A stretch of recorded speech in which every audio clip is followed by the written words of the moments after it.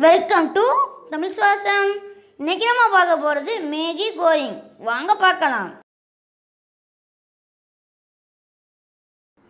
முதலில் ஒரு பாத்திரத்தை எடுத்து தண்ணீர் ஊற்றி அடுப்பில் வைத்து கொதிக்க விடவும். பிறகு கேரட், பீன்ஸ், தக்காளி, குடைமிளகாய், மல்லி இலை, முட்டைக்கோஸ் சேர்த்து வெட்டி வைக்கவும். மற்றொரு அடுப்பில் ஒரு பாத்திரத்தை வைத்து எண்ணெய் ஊற்றவும்.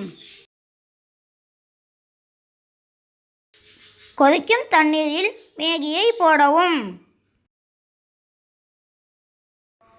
சூடாக இருக்கும் எண்ணெயில் நறுக்கி வைத்த காய்கறிகளை போடவும்.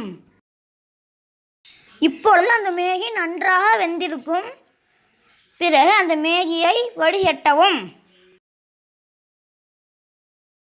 இப்பொழுது காய்கறிகள் நன்றாக வெந்திருக்கும்.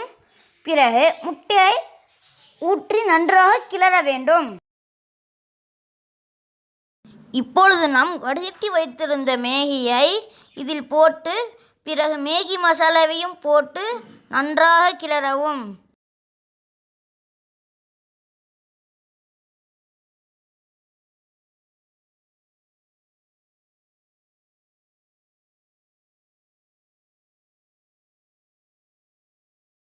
இப்பொழுது மேகி கோரிங் தயார். வாங்க சாப்பிடலாம்.